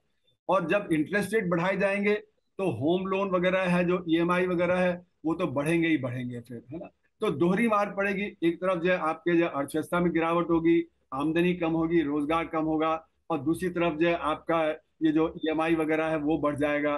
तो ईएमआई बढ़ने से ये है कि जो उस तरह की जो डिमांड है वो थोड़ी बहुत कम तो जरूर होगी, लेकिन जो आम आदमी है जिसने ईएमआई लिया है, जो मिडिल क्लास का है, अपर मिडिल क्लास का है, उसके ऊपर नेगेटिव असर तो होगा ही होगा। और जो आपने कहा था पहला सवाल कि ये कहा जाता है, बहुत सारे इकोनॉमिस्ट कहते हैं कि इन्फ्लेशन से ग्रोथ होती है, तो वो जो कहा गया था कैलडोर साहब ने, तो उन्होंने कहा था कि 1-2-3% का इन्फ्लेशन ठीक है, लेकिन उससे जो ज्यादा का है वो परेशानी का है। और वो जो उन्होंने कहा था वो एडवांस कंट्रीज के कॉन्टेक्स्ट में भी कहा था। हमारे यहाँ जहाँ पे कि असंगठित क्षेत्र इतना बड़ा है, तो थोड़ा बहुत भी इन्फ्लेशन होता है तो उसकी अवस्था खराब होती है। लेकिन ठीक है, चलिए 1-2-3% अगर इन्फ्लेशन हुआ भी तो धीरे धीरे असंगठित क्षेत्र जो है उसको जो पा सकता है। पर जहां 6-7-8% का जो इन्फ्लेशन होता है कंज्यूमर प्राइसेस में, तो वो फिर एडजस्ट नहीं कर पाता है। हमारा जो रेजिस्टेंस है, जो हमारे एम्प्लॉयर्स हैं, वो देना नहीं चाहते। जैसे कृषि का क्षेत्र है, वहां पे किसान भी परेशान है और जो उसका लेबर है वो भी परेशान है, क्योंकि किसान की आमदनी नहीं बढ़ेगी तो लेबर की भी जो आमदनी जो कम रहेगी और दाम बढ़ रहे हैं। तो इसलिए ये देखना पड़ेगा कि हमारा जो स्ट्रक्चर है अर्थव्यवस्था का, वो एडवांस कंट्रीज के स्ट्रक्चर से अलग है। हमारे यहाँ इन्फ्लेशन कंट्रोल करना और भी ज्यादा अहम है बाकी देशों में। तो ये मैं कह रहा था कि आरबीआई जो है वो इन्फ्लेशन नहीं कंट्रोल कर सकता, क्योंकि ये मॉनेटरी पॉलिसी का बात नहीं है। इसमें जो आपके विदेश में यूक्रेन में युद्ध हो रहा है, या चीन में जो लॉकडाउन हो गया, या जो आपके सप्लाई बॉटलनेक है, उससे कोई असर नहीं पड़ता। और यही मुख्य कारण है। तो सरकार क्या कर सकती है कि सरकार इस समय 2-3 चीजें कर सकती है। इनडायरेक्ट टैक्सेस कम कर सकती है, और जो जीएसटी है जिसकी वजह से परेशानी है, जीएसटी में रिफॉर्म लाना बहुत ज्यादा जरूरी है। फिर जो माइक्रो और स्मॉल सेक्टर जो बंद हो गया है, जिससे इंटरनल सप्लाई बॉटलनेक है, उसको रिवाइव करना बहुत जरूरी है। उसके लिए क्रेडिट वगैरह देना, वहां पे जो सपोर्ट देना, वो बहुत जरूरी है। और तीसरा जो मैंने कहा था कि विंडफॉल प्रॉफिट जो हमारे कॉर्पोरेट सेक्टर का है, जिसकी वजह से उनका प्रॉफिट 20-24% बढ़ रहा है, जबकि अर्थव्यवस्था स्टैग्नेंट है, तो विंडफॉल प्रॉफिट पे मतलब टैक्स लगा के और इनडायरेक्ट टैक्सेस कम करेंगे तो वहां पे भी असर पड़ेगा और इधर भी, दोनों तरफ असर पड़ेगा। जी जी, मैं अपने श्रोताओं की जानकारी के लिए 2-3 बातें बताना चाहता हूँ, फिर मेरा एक सवाल भी है प्रोफेसर कुमार से। पहला तो ये कि जो ये बढ़ोतरी आई, तो ये कैसे कैसे आई है? खाद्य पदार्थ के दामों में तेजी है, 8% के करीब है। गेहूं चावल के दाम रिकॉर्ड तोड़ चुके हैं। दालें फिर से महंगी हो गई हैं, वो गिरने लगी थी लेकिन वो फिर से महंगी हो गई हैं। दूध भी महंगा हो गया जी। सबसे ज़्यादा बढ़ोतरी मसालों में हुई है। अच्छा, कच्चे तेल के दामों में कमी आई थी, लेकिन भारत सरकार ने तब भी पेट्रोल और डीजल के दाम नहीं गिराए सिग्निफिकेंटली, क्योंकि वो $88 तक पहुंच गई थी। हमें रशिया से $20 के डिस्काउंट पे मिल रहा था, लेकिन जैसे कहा था कि अंतरराष्ट्रीय मार्केट में दाम गिरेंगे तो गिरेंगे, क्योंकि चुनाव जरूरी है देश में। नहीं, तेल के दाम जब फ्री हुआ था ना, तो कहा नहीं गया था कि जैसे ही अंतरराष्ट्रीय मार्केट में दाम गिरेंगे तो जनता के लिए भी सस्ता हो जाएगा, लेकिन वो नहीं हुआ।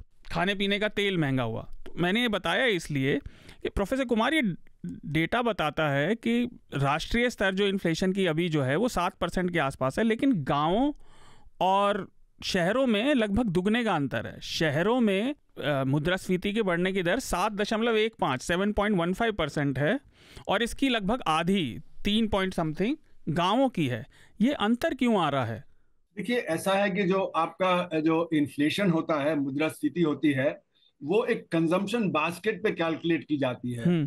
जो कंजम्पशन बास्केट है, क्योंकि जो चीज आप खरीद नहीं रहे तो उसका दाम बढ़े या घटे, आपको क्या असर पड़ेगा। तो क्या चीजें आप खरीद रहे हैं, उसके दाम कितने बढ़ रहे हैं, उसके हिसाब से इन्फ्लेशन होता है। तो ये पहले जो कंज्यूमर प्राइस इंडेक्स होता था, जिसको हम खुदरा महंगाई बोलते हैं, तो देश के लिए एक नहीं होता था, वो हर शहर के लिए अलग होता था, वो एग्रीकल्चर लेबर के लिए अलग होता था, इंडस्ट्रियल वर्कर के लिए अलग होता था, व्हाइट कॉलर वर्कर के लिए अलग होता था। तो जैसे कि अगर आप देखें तो कोई अमीर आदमी है, वो कार भी खरीदेगा, फ्रिज भी खरीदेगा, बाकी सब खरीदेगा, तो उनके दाम उसकी बास्केट में आएंगे। लेकिन जो गरीब व्यक्ति है, वो तो ना कार खरीदेगा, ना फ्रिज खरीदेगा, ना टू व्हीलर खरीदेगा, वो तो जब बुनियादी तौर पे खाने पीने की वस्तु खरीदेगा, कुछ थोड़ा बहुत तेल वगैरह है, कुछ थोड़ा ट्रांसपोर्ट है, तो उसकी जो बास्केट है वो बिल्कुल अलग है। तो ये जो हमने सब एक साथ कर दिया है, तो उसकी वजह से अब हम अलग अलग नहीं देखते हैं कि अलग अलग क्या महंगाई का असर अलग अलग सेक्शन से पड़ रहा है। दूसरी बात ये कि जो हमारा जो अभी जो पैंडेमिक रहा, उसके चलते हुए हमारी कंजम्पशन बास्केट बहुत बदल गई। जैसे कि शिक्षा है, उस पर खर्चा बढ़ गया, क्योंकि आप मतलब घर पे आप शिक्षा कर रहे हैं, आपको लैपटॉप चाहिए, ये सब चाहिए। हेल्थ पे खर्चा बढ़ गया, उसमें ब्लैक मार्केटिंग बहुत हुई। ये सारे तो हमारे इन्फ्लेशन के आंकड़ों में आते ही नहीं हैं। तो इसलिए मेरा मानना है कि इन्फ्लेशन जो अभी दिखाया जा रहा है उससे ज्यादा तेज है।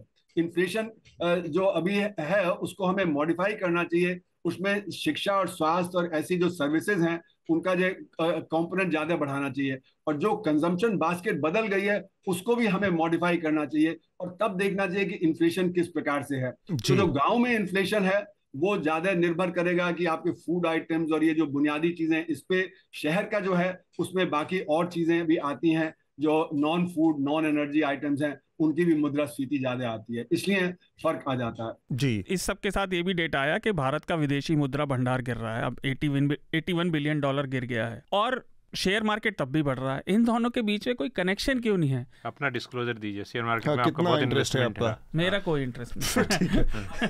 तो विदेशी मुद्रा भंडार को पहले बचाया जाए, रुपए की गिरावट को रोका जाए, और शेयर मार्केट उससे अफेक्टेड क्यों नहीं है? देखिए, ऐसा है, जैसे मैंने कहा कि कॉर्पोरेट सेक्टर है, उसका प्रॉफिट बहुत ज्यादा बढ़ा है। उसका प्रॉफिट पैंडेमिक के दौरान भी 20-24% बढ़ा है। और दूसरा ये कि टेक्नोलॉजी कंपनियां हैं दुनिया भर में, उन्होंने अच्छा किया है, चाहे वो फेसबुक हो, चाहे आपके ये जो बाकी हैं गूगल वगैरह हैं, इस सब के कंपनियों ने बहुत, इनके पास बहुत सरप्लस पैसा था, उन्होंने भारत के स्टॉक मार्केट में, आप ये आज नहीं देखिए, ये आप देखिए जब पैंडेमिक में तेज था अप्रैल मई जून 2020 में, उस समय रिलायंस जैसी कंपनी में बेतहाशा पैसा आया, और उसकी वजह से फिर स्टॉक मार्केट बढ़ने लगा।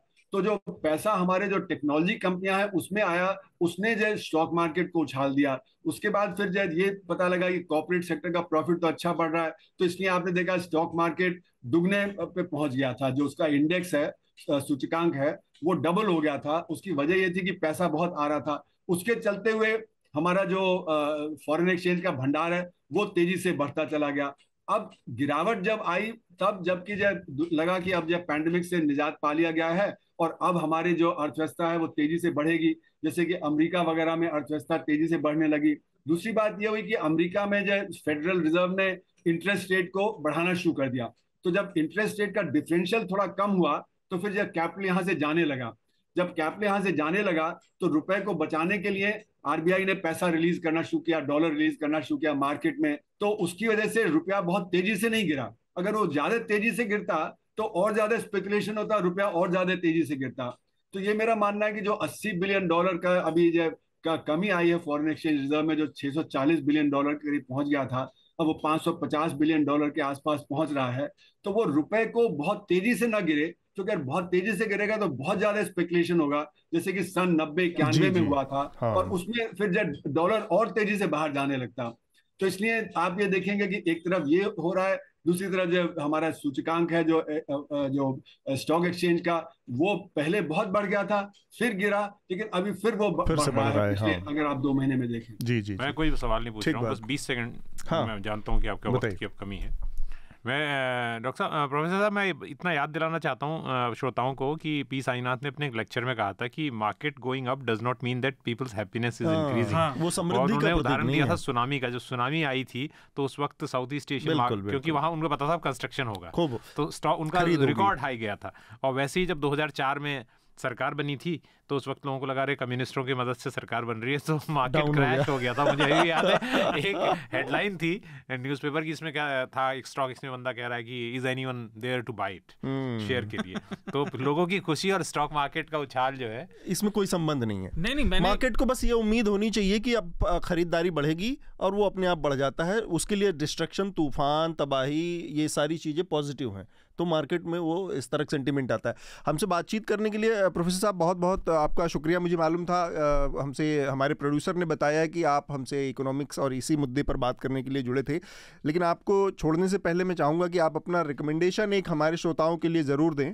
मैं तो ये कहूँगा कि आज पर्यावरण सबसे बड़ा मुद्दा हो गया है और पर्यावरण जुड़ा हुआ है कंज्यूमरिज्म से जी। कंज्यूमरिज्म जब तक चलता रहेगा तो हम अर्थ डे वगैरह टोकन सिंबलिज्म की तरफ से कर लेंगे, लेकिन हमें अपने पर्यावरण को बचाना है। नहीं तो जिस तरह से पाकिस्तान का 1/3 हिस्सा फ्लड में आ गया है, उधर चीन में सूखा पड़ रहा है, यांगसी नदी जो हमारी गंगा से बहुत बड़ी है वो एक सूखे नाले की तरह हो गई है, और इतनी फॉरेस्ट फायर हो रही है और ड्राउट पड़ रहा है। मतलब हमारे यहाँ जो गेहूं की फसल पे असर हुआ और आज हमारे जो चावल की फसल पे असर हो रहा है। तो पर्यावरण बचाना इस समय मुझे लगता है सबसे बड़ा मुद्दा है जो सबको ध्यान देना चाहिए। बहुत बहुत शुक्रिया सर हमसे बातचीत के लिए। Thank you professor Kumar. धन्यवाद। नमस्ते। नमस्ते सर। नमस्ते। हम दूसरे विषय पे जाएं। मैंने पता है वो गांवों और शहरों की मुद्रास्फीति की दर की बात क्यों कही, और मैं चाह रहा था आप दोनों भी इस पे बोलें, क्योंकि ये सामाजिक विषमता भी बहुत तेजी से लाएगा। अगर ये खर्चे और इन खर्चों की दरें और ये विकास ऐसे ही चलता रहा तो ये अलग एक प्रॉब्लम खड़ी कर देगा देश में, और वो ऑलमोस्ट हाई है। मतलब गांव और शहरों के बीच में ये एक फासला बढ़ता जा रहा है, फॉल्ट लाइन मौजूद है और जो धीरे धीरे दिख रहा है। हमारा अगला जो विषय है मेरे ख्याल से उस पर थोड़ा सा हम बात कर लें, क्योंकि बहुत महत्वपूर्ण विषय है। और कोर्ट ने बनारस की सत्र न्यायालय ने निर्णय दिया पिछले हफ्ते एक, और उसको लेकर काफ़ी बातें कही जा रही हैं। ये मसला है ज्ञानवापी मस्जिद और श्रृंगार गौरी के कैंपस में और उसमें पूजा करने को लेकर। थोड़ा सा संदर्भ के लिए अपने श्रोताओं को मैं बता दूं कि ज्ञानवापी मस्जिद के परिसर से ही सटा श्रृंगार गौरी का मंदिर है एकदम, और उसका रास्ता एक्चुअली ज्ञानवापी मस्जिद से होकर जाता है, और जिसमें पूजा पाठ को लेकर एक याचिका 5 महिलाओं ने दायर किया था, और उनकी मांग ये थी कि इसमें साल भर हमें पूजा पाठ की इजाज़त दी जाए, आने जाने का रास्ता। अभी तक व्यवस्था ये रही कि वहाँ पर साल के 1 हफ्ते कुछ दिनों में वहाँ छूट रहती थी, जिसमें जाकर वहाँ श्रृंगार गौरी की पूजा पाठ करते थे लोग। अब उनकी मांग है कि वो साल भर होना चाहिए, और उसको कोर्ट ने एक्सेप्ट कर लिया कि इस पर विचार किया जा सकता है। ये जो कोर्ट का फैसला है, इस पर एक बड़ा जो मसला विवाद है वो इसको लेकर है कि जो 1991 का वर्शिप एक्ट है, religious places of worship act है, उसके साथ एक तरह का कॉन्ट्रडिक्शन है। कोर्ट ने उसमें जो अपने जो निर्णय में कहा है वो ये कहा है कि 1993 तक यहाँ पर पूजा पाठ चल रही थी। तो इस लिहाज से कोर्ट ने नहीं, मतलब जो याचिकाकर्ताओं ने कहा है 1993 में, कोर्ट ने उस बात को, यहाँ ठीक है, वो कोर्ट ने उस बात को दोहराया, उनकी बात को दोहराया है कि 1993 तक चूंकि यहाँ पर चल रही थी, और वो उसके बाद की बात है, प्लेसेस ऑफ वर्शिप एक्ट आने के बाद की बात है, इसलिए इस स्थान पर वो कानून लागू नहीं होता। और कई कानूनविद कहते हैं कि ये एक तरह का मनमाना इंटरप्रिटेशन भी है, लेकिन ये अब कोर्ट के दपाले में है कि वो किस नतीजे पर पहुंचती है, और एक लंबी कानूनी लड़ाई का रास्ता इससे खुला है। अब यहाँ से शुरू होगी बातें तो आगे, क्योंकि जो ज्ञानवापी मस्जिद की इंतज़ामिया कमेटी है अब वो ऊपर की कोर्ट में गई है, हाई कोर्ट में वो अपील कर रही है इसको लेकर। और ये तो एक तो ये है कि जो प्लेसेस ऑफ वर्शिप एक्ट है वो कहता था कि भाई उसके मुताबिक 15 अगस्त 1947 के बाद जिस स्थिति में जो रिलीजियस स्पेसेस थे या मंदिर मस्जिद गुरुद्वारा जहाँ जो स्वरूप था उसमें कोई बदलाव नहीं किया जा सकता। एक बड़ी लड़ाई लड़के अभी निकले हैं इस देश में लोग, राम मंदिर की लड़ाई, और किस तरह से उसका निर्णय हुआ, और अयोध्या में मंदिर बन रहा है इस समय, और हमारे देखते देखते तो इस तरह की चीज़ों में पॉलिटिकल एक बड़ा मोटिव रहता है। इसके बावजूद ये जो कोर्ट ने किया है अगर लीगल नज़रिए से देखें या बतौर पत्रकार, तो मैं आप लोगों की प्रतिक्रिया बस जानना चाहता हूँ इस पे, हृदयेश और शार्दुल। आप मैं ये बता रहा हूँ कि जो कोर्ट ने जो 1991 का एक्ट आया था, प्लेसेस ऑफ वर्शिप एक्ट, वो पीवी नरसिम्हा राव के वक्त, वो बाबरी मस्जिद विध्वंस के बाद आया था ये जी, नहीं उस दौरान जब ये पूरा माहौल था 1991 में आया था, मस्जिद जो है वो 92 में गिरी थी। तो उस वक्त जब आया था तो गृह मंत्री ने इसको लाते हुए जो पार्लियामेंट में कहा था कि ऐसा माहौल है कि अब ये मामले तो कभी खत्म नहीं हो सकते देश में। तो उस वक्त ये स्थिति इस एक्ट में लाई गई कि 1947 में जो स्थिति है, नेचर ऑफ वर्शिप प्लेस जो है वो नहीं बदलेगा। और याचिकाकर्ताओं ने कोर्ट में कहा कि 1993 में इसका जो नेचर ऑफ वर्शिप था तक, यानी 1947 के बाद से इसमें पूजा नहीं की जा सकती थी। और उस वक्त जब माहौल ऐसा हुआ तो उसके बाद उसको फ्रीक्वेंसी घटा दी, महीने में एक बार या ऐसे कुछ कर दिया, साल में एक बार कर दिया। और उस कारण उस दलील को स्वीकार करके, लेकिन हमें दर्शकों को या श्रोताओं को ये बताना बहुत ज़रूरी है कि 4 ऐसे मामले हैं जो सुप्रीम कोर्ट में याचिकाएं चल रही हैं जिसमें इस प्लेस ऑफ वर्शिप एक्ट को चैलेंज किया गया है। ठीक है, अब ये कोर्ट ने भली उस वक्त सुप्रीम कोर्ट ने वापस भेजा और कहा पहले हम कोर्ट का फैसला सुनना चाहते हैं। हाँ, तो अब ये महत्वपूर्ण होगा समझना, और इसलिए भी क्योंकि जब राम मंदिर का मामला था तो उस वक्त जो भी स्थिति है उसे सभी दोनों लोगों ने अब स्वीकार कर लिया था। वहाँ मंदिर बन रहा है, उसके नाम पे भले ही राजनीति हो रही है, लेकिन मुस्लिम समुदाय ने भी उसे स्वीकार कर लिया था। अब इसमें एक ही बात है, प्लेसेस ऑफ वर्शिप एक्ट और ये कानूनी स्थिति तो एक है, लेकिन जो सामाजिक सद्भाव, और आज हमने इकोनॉमी पे इतनी लंबी चौड़ी चर्चा की है, एक दिन के लिए बंद हो जाता है जब संकट होता है, तो मैं ये नहीं कह रहा हूँ कानूनी प्रक्रिया इस तरह से डिसाइड होनी चाहिए, लेकिन इसके जो प्रभाव हैं वो कोई बहुत अच्छे होते नहीं दिख रहे। अगर ये एक तरह की इसे जो एक मतलब ये कभी नहीं खत्म होने वाला एक पेंडोराज बॉक्स है जो ये एंटमिल थियरी एक है ना, कि जैसे वो जो चींटियां होती हैं अपनी बॉम्बे के इधर उधर वो चक्कर लगाती हैं, चक्कर इसलिए लगाती रहती है क्योंकि वो फेरोमोन्स छोड़ती हैं।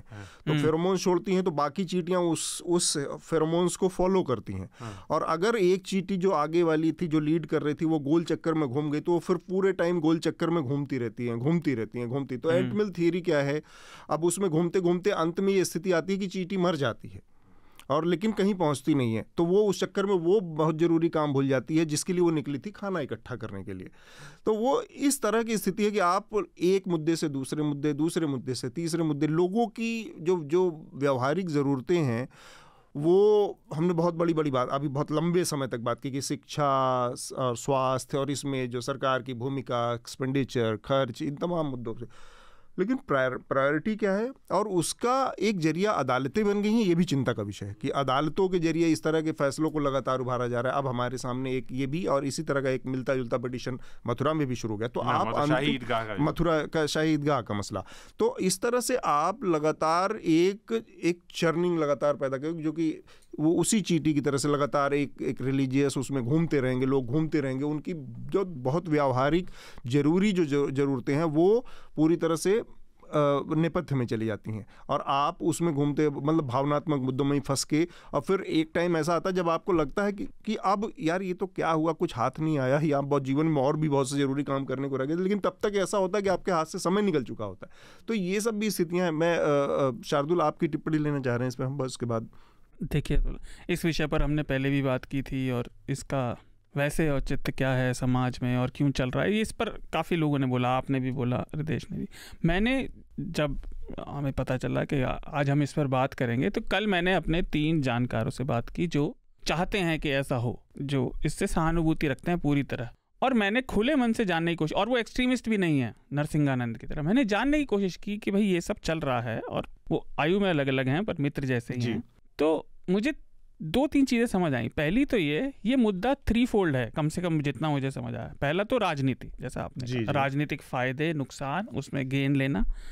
दूसरा, लोगों की ऐतिहासिक संवेदना की समझ, जैसे मुझे बिल्कुल भी नहीं लगता कि भाई जो हो गया अभी क्या करना है, 300-400 साल पुरानी बात है, लेकिन लोग उसको पकड़ कर बैठे हैं, और वो इतने लोग हैं कि वो मैटर करते हैं राजनीतिक रूप से।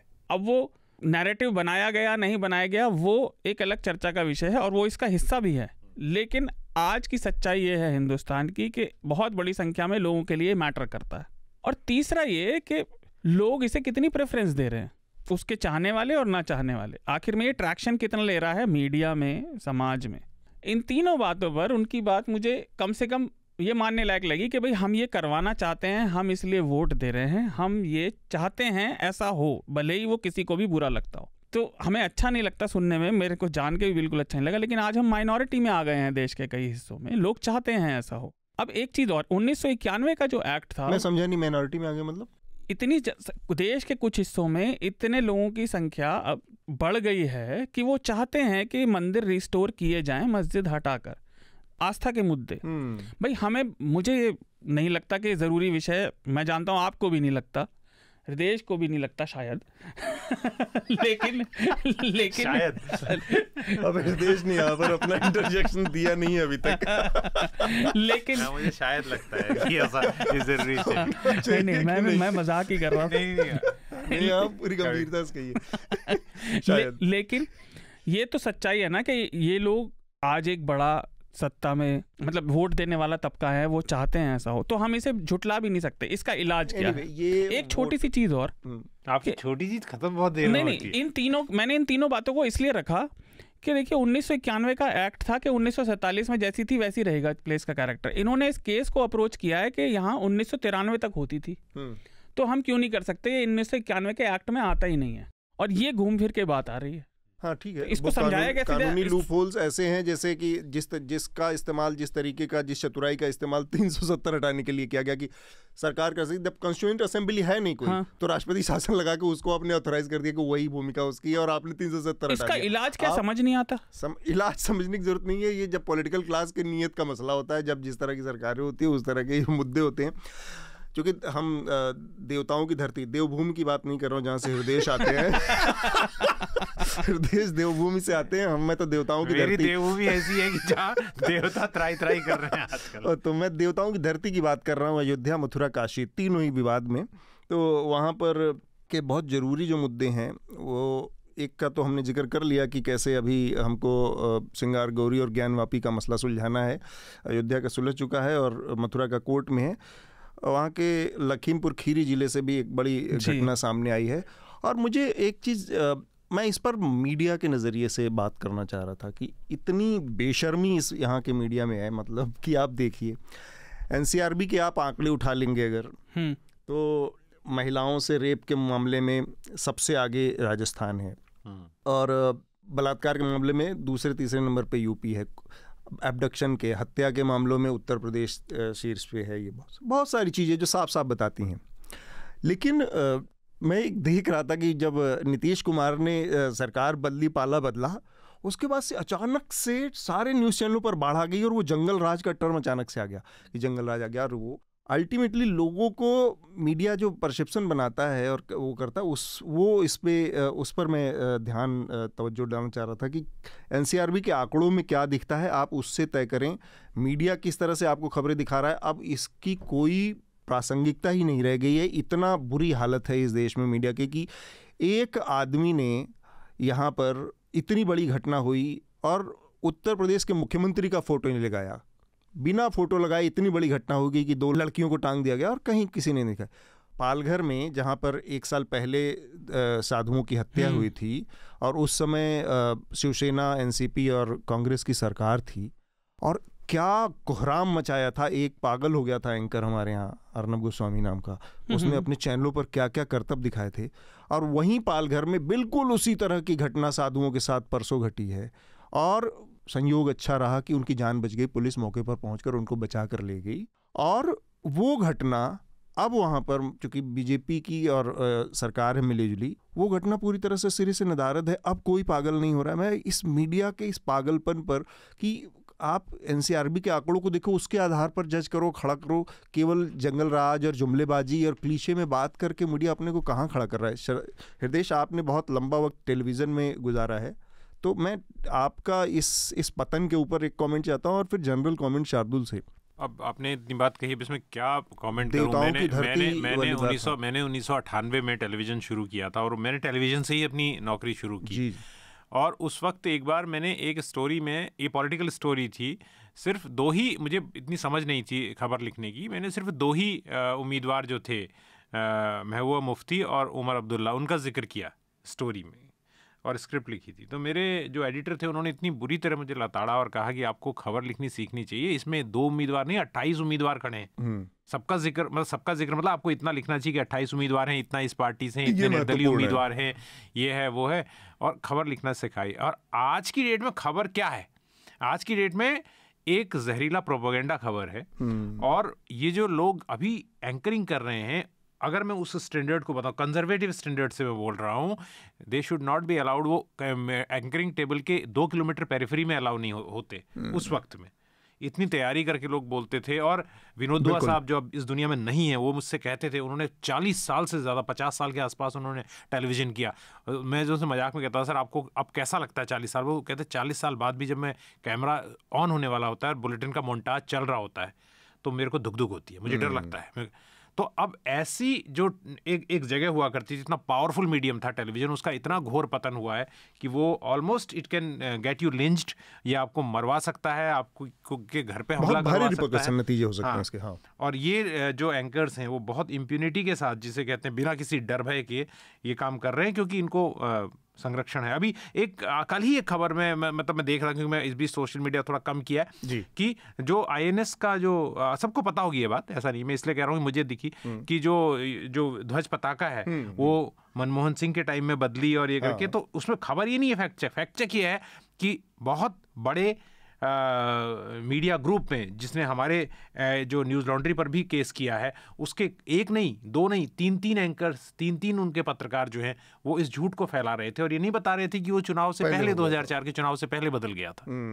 शार्दुल, देखिए यही तबाही है जो मतलब मीडिया की बर्बादी का जो, देखिए खबर जितना मुझे थोड़े से समय में समझ आया, श्रोता तो और देखने वाला तो मैं लंबे समय तक रहा, खबर या न्यूज़ जब आती है तो वो न्यूज़ रूम का कल्चर या सोच भी बताती है। बिल्कुल, खबर जैसे प्रेजेंट की जा रही है वो भी बताता है कि असल में इसको डिसाइड करने वाले क्या सोच रहे थे, उनकी नज़र में क्या था क्या नहीं था, क्योंकि हम सब बायस्ड हैं कहीं ना कहीं, और हमारी नज़र से बहुत चीज़ें छुपी होती हैं, हमें पता भी नहीं होता कि उस तरफ देखना है। आज का जो मीडिया का परिवेश है, हम न्यूज़ लॉन्ड्री के तौर पर तो लगातार बोलते ही रहते हैं, पर वैसे भी ये मतलब मेरी नज़र में न्यूज़ रूम से ज़्यादा एक पापराजी रूम बन गया है। बस आप कोई अलग सी सुनने वाली या विध्वंसक सी या कंट्रोवर्शियल बात ले लीजिए, स्टेटमेंट ले लीजिए, रिएक्शन लेने का बड़ा वो चल गया है। मैं व्यक्ति के तौर पर जब कोई कहता है आपका रिएक्शन क्या है इस पर, भैया कोई रिएक्शन नहीं, मैं रिएक्ट नहीं करूँगा। आप उस पर रिएक्ट करे बिना ज़रा सोच कर बोलें। बिल्कुल ठीक। और अयोध्या और ज्ञानवापी से जुड़े में आपने जो बात कही, जंगल राज का नैरेटिव चल रहा है, उसका एक बड़ा कारण यह है कि उन्हें यूपी से एडवर्टाइजमेंट मिलते हैं, विज्ञापन है, उनका खर्चा चलता है, वो इसलिए ऐसा नहीं करते, कोई अपने पेट पे लात नहीं मारेगा, तो वो मॉडल बदलने की बात है। इसलिए न्यूज़ लॉन्ड्री को भी सब्सक्राइब कीजिए। लेकिन दूसरी चीज़, अगर ये धर्म के मुद्दे बढ़ते रहेंगे, अब जैसे ये आया, ये मंदिर और मस्जिद के कैरेक्टर के बारे में नहीं था, लेकिन उन महिलाओं में से एक ने प्रेस में क्या स्टेटमेंट दिया, हमारे 30,000 हैं। भाई ये अंतहीन लड़ाई है, इसे आप कब तक लड़ेंगे, जबकि हमारे पास सामने और मुद्दे खड़े हैं। बिल्कुल। तो इसके साथ ही हम अपनी आज की चर्चा को यहाँ पर रोकेंगे, उससे पहले रिकमेंडेशन की प्रक्रिया पूरी करेंगे। सबसे पहले मैं चाहता हूँ शार्दुल, आप अपना रिकमेंडेशन हमारे श्रोताओं को दें। मेरे 2 रिकमेंडेशन हैं। एक तो हम अभी मीडिया की बात कर रहे थे, तो उसमें कॉर्पोरेट कैसे जा रहा है, तो आयुष की रिपोर्ट है न्यूज़ लॉन्ड्री हिंदी पर कि न्यूज़ नेशन में कैसे पिछले कुछ समय में अंबानी रिलायंस ग्रुप ने लगभग 400 करोड़ से ऊपर 440 करोड़ निवेश किए हैं, तो उसे पढ़िए। दूसरी एक रिपोर्ट है इंडियन एक्सप्रेस की, 2 दिन पहले आई थी, और वो हमारे पहले विषय से जुड़ी है, स्वास्थ्य के। भारत में आयरन डेफिशिएंसी एक बहुत बड़ा मतलब पैंडेमिक जैसा एक बहुत बड़ा इशू है, तो उसके कारण क्या हैं? सौम्या गुप्ता और पायल सेठ की रिपोर्ट है, India's great anaemia mystery. Hridesh, आपका रिकमेंडेशन? शार्दुल के साथ बैठने के बाद एक तो समस्या रहती है कि बड़ा कॉम्प्लेक्स हो जाता है, ये 2 से कम तो रिकमेंडेशन कभी लाते नहीं है, 3 भी 4 भी हो सकते हैं। हाँ, और मैं यहाँ पे बैठ के सोच रहा होता हूँ कि मैं क्या रिकमेंड करूँ, लेकिन मैंने आज पहले ही सोच लिया था जब डॉक्टर अरुण कुमार बोल रहे थे। हाँ। जो असमानता की बात हम कर रहे थे, शार्दुल ने भी इसका ध्यान खींचा और कहा कि वो गरीबी और शहरी और ग्रामीण गरीबी की इन्फ्लेशन की बात की उन्होंने। ये एक जोसेफ स्टिग्लिट्ज़ की किताब है, प्राइस ऑफ इनइक्वालिटी। बहुत ही सिंपल भाषा में लिखी गई किताब है और हर किसी को पढ़ना चाहिए इस किताब को, बहुत सिंपल भाषा में, और इसलिए है कि आप इस किताब को कहीं से पढ़ के कहीं पर छोड़ सकते हैं, क्योंकि उन्होंने उसको इस तरह से एडिट हुई है, वो किताब लिखी गई है, प्राइस ऑफ इनइक्वालिटी। मैं उम्मीद करता हूँ ये किताब हिंदी में भी इसका अनुवाद हुआ है, नहीं मुझे नहीं मालूम, लेकिन ये बताती है कि कैसे जो ये इंटेलेक्चुअल प्रॉपर्टी राइट्स के बारे में भी बताती है। ये बताती है कैसे आज सारे लोग जो है इंटरनेट पे इंटेलेक्चुअल प्रॉपर्टी राइट की बात कर रहे हैं, पर जिसने www बनाया, वर्ल्ड वाइड वेब, उसने कभी प्रॉपर्टी इंटेलेक्चुअल कॉपीराइट की बात नहीं, IPR की बात नहीं की। ये भी याद दिलाती है कि जिसने पोलियो की वैक्सीन बनाई उसने कभी ये नहीं कहा कि मुझे इंटेलेक्चुअल प्रॉपर्टी राइट चाहिए। और हमको याद है कि जब मैं टीबी की बात कर रहा था तो सुप्रीम कोर्ट में जो कैंसर का जो नोवार्टिस के खिलाफ केस जीता गया था, तो क्योंकि ये जो जेनरिक दवाएं बनाने का, और हेल्थ पे आज हमने बात की, मैं इसलिए कह रहा हूँ, तो उसमें IPR जो है की लड़ाई हम जीते थे। तो इस बात को समझना चाहिए कि कैसे एक इकोनॉमी चलती है और कैसे उसमें ये सारी लेयर्स होती हैं। ये समझाने के लिए इससे अच्छी कोई किताब नहीं है, ध्यान में आई थी तो मैं कहता हूँ ये जोसेफ स्टिग्लिट्ज़ की किताब, जिन्हें नोबेल प्राइज़ भी मिला था, इस किताब के लिए नहीं शायद, उससे पहले ही, प्राइज ऑफ इनइक्वालिटी। मेरा दो छोटा छोटा रिकमेंडेशन है। एक तो आज की टाइम्स ऑफ इंडिया में विजय गोखले ने एक ऑपेड पे लिखा है एडिटोरियल पेज पे, हाउस ही कंट्रोल हिज पार्टी। बड़ी मज़ेदार तरीके से उन्होंने, क्योंकि हम शंघाई कोऑपरेशन ऑर्गेनाइजेशन की बात की और उसमें चाइना की भूमिका की बात की, तो शी जिनपिंग के फंक्शनिंग, उनकी कार्यशैली और उसको फोकस करते हुए, और कैसे 2012 में सत्ता में आने के बाद से उन्होंने अपने को एकदम लगभग उस मुकाम पर पहुंचा दिया है जहां पर सिर्फ माओ को देखा जाता था इससे पहले चाइना में, तो वहां तक पहुंचने के लिए, और वो जो आयरन हैंड है उनका और एक वर्ल्ड लीडर बनने की जो वो पूरी छवि है, बड़े इंटरेस्टिंग तरीके से उन्होंने लिखा है विजय गोखले ने। हमारे फॉरेन सेक्रेटरी भी रह चुके हैं पहले, रिटायर्ड हैं। तो एक तो ये, और दूसरा एक चंदन पांडे हिंदी के साहित्यकार हैं, युवा, उनकी किताब आई है, वो मैं रिकमेंड करना चाहता हूँ, कीर्तिगान। तो आज मतलब मौजूदा समय के हिसाब से एक पॉलिटिकल है उपन्यास है, और बहुत बढ़िया तरीके से चंदन, चूँकि नए दौर के बहुत ही प्रॉमिसिंग उनमें हिंदी के जो लेखक हैं, उनमें कथाकार हैं, उनमें गिने जाते हैं। तो ये दो चीज़ें मैं रिकमेंड करूँगा। और इसके बाद अब माइक शार्दुल के हवाले कुछ अनाउंसमेंट। एक छोटा सा अनाउंसमेंट है, न्यूज़ लॉन्ड्री ने लकड़ी की डॉल्स बनाई हैं, हमारे जो मैस्कट हैं बीरूबल और बीरूबाला, कुछ कुछ वो रशियन नेस्टिंग डॉल जैसी दिखाई देती हैं। हमारा एक प्रयास है, तो आप हमारे मर्च स्टोर पर जाएं और भी बहुत सारी चीज़ें वहाँ और भी बहुत सारी चीज़ें हैं, लेकिन मैं स्पेसिफिक इस बारे में बताना चाह रहा था। अभी लिमिटेड स्टॉक है, ट्राई करें, अच्छी दिखती हैं, कम से कम मुझे तो अच्छी लगी। I am a fan of nesting dolls. तो आपने मेरा ऑर्डर मेरे को गिफ्ट करने के लिए दिया है शायद? नहीं, मैं गिफ्ट नहीं करता, मैं इस मामले में बिल्कुल गरीब आदमी। तो शार्दुल, हृदेश, हमसे बातचीत करने के लिए बहुत बहुत शुक्रिया आप लोगों का। धन्यवाद। शुक्रिया। न्यूज़ लॉन्ड्री के सभी पॉडकास्ट टिचर, iTunes और दूसरे पॉडकास्ट प्लेटफॉर्म पे उपलब्ध हैं। खबरों को विज्ञापन के दबाव से आजाद रखें, न्यूज़ लॉन्ड्री को सब्सक्राइब करें।